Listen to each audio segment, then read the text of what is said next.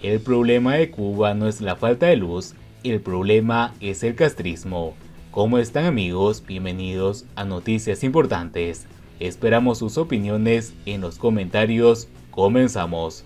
Con la brutal represión desatada y la imposición de largas condenas de prisión a cientos de los participantes en las multitudinarias protestas pacíficas del 11 de julio de 2021 y el encarcelamiento de dos miembros más proponientes del movimiento San Isidro, Luis Manuel Otero Alcántara y Michael Osorbo, la dictadura creyó haber creado suficiente terror para que no ocurrieran nuevas revueltas. Cuando unos meses después el dramaturgo Junior García Aguilera y el grupo Archipiélago convocaron a una marcha cívica para el 15 de noviembre, el régimen se asustó tanto que, descolocado, en violación de sus propias leyes, desencadenó un descomunal esfuerzo represivo y una paranoica y ridícula campaña mediática para hacer creer que la marcha, supuestamente inspirada en un manual de guerra no convencional de Estados Unidos, buscaba provocar una intervención norteamericana en Cuba. Finalmente, la marcha cívica no fue, el régimen logró abortarla.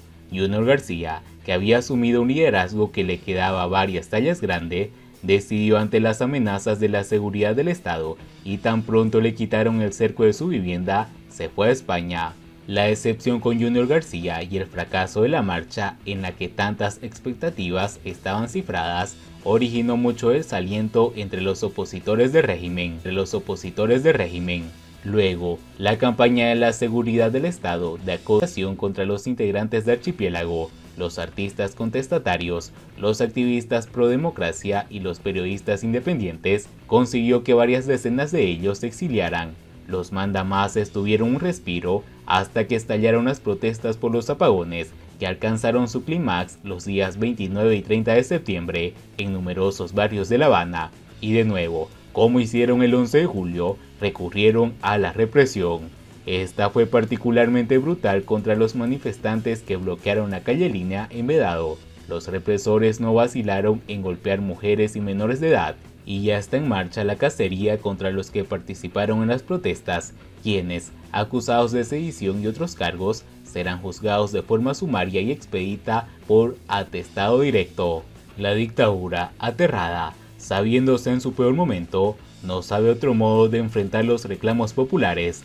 De nada sirve la demagogia ni los ridículos de los voceros oficialistas en inventar historias rocambolescas y absurdas para hacer creer que las protestas son instigadas y financiadas desde el exterior y están vinculadas con actos de terrorismo. Solo un puñado de cretinos, zulacranes y cínicos simula creerse esas malhilvanadas historietas.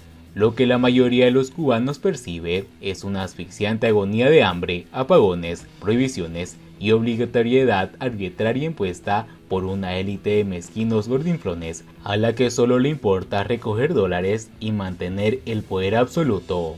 A palos y mediante el nuevo Código Penal de inspiración estalinista, que es para coartar más las libertades y criminalizar el disenso, hace uso indiscriminado de la legislación, violando instrumentos jurídicos establecidos por el propio régimen, podrán intimidar a algunos, hacer que momentáneamente se sientan desalentados, pero no conseguir respeto ni credibilidad. La ruptura del régimen y el pueblo es irreversible. Las protestas vuelven a estallar cada vez que la dictadura, decrépita y al borde de la postración, sufre una de sus cada vez más frecuentes isquimias, de las que no logra recuperarse por sus torpes movidas y empecinamientos en políticas fracasadas. El oficialismo trata en vano de hacer ver que la mayoría de los que protestan, los que no son pagados por la CIA, son personas no necesariamente contrarrevolucionarias, confundidas por la propaganda enemiga en redes sociales, que no entienden los esfuerzos que hace la dirección del país para, a pesar del bloqueo, normalizar la situación del sistema electroenergético nacional y la alimentación del pueblo. Si los mandamases agudizaran los oídos y la terquedad les abriera un poco, las entenderás, comprenderán que el problema no es la luz ni unas cuantas libras más de boniato, plátano o malanga. Las noches del 9 y 10 de octubre volvieron a estallar las protestas en San José de las Lajas, Bejucal, Guines, Santa Cruz del Sur, Matanzas y otros poblados y ciudades, y ya la gente no se limita a sonar los calderos y reclamar solo que se ponga la corriente. Cada vez se escuchan más gritos de libertad. Siguiendo con las noticias, ni préstamos ni limosnas. Es una desvergüenza pedir ayuda a gobiernos extranjeros a la par que se desconoce malintencionadamente la labor humanitaria de muchos cubanos. La Unión Europea donará 1 millón de euros al gobierno cubano para hacer frente a los daños ocasionados por el huracán que azotó la isla el pasado mes de septiembre. La generosidad del bloqueo ya está dando que hablar entre quienes opinan que el régimen no debe recibir ni un centavo de los gobiernos democráticos, pues la mayor parte de las ayudas monetarias o en especies van a parar a las tiendas en moneda libremente convertible, las plataformas online que comercializan productos en dólares o las despensas y cuentas privadas de quienes reparten la plata sin dar explicaciones. La rapiña del castrismo a costa del sufrimiento de los cubanos y la buena voluntad de otros países ya es conocida, por lo tanto es difícil entender la insistencia en proporcionarle dinero a un gabinete de ladrones.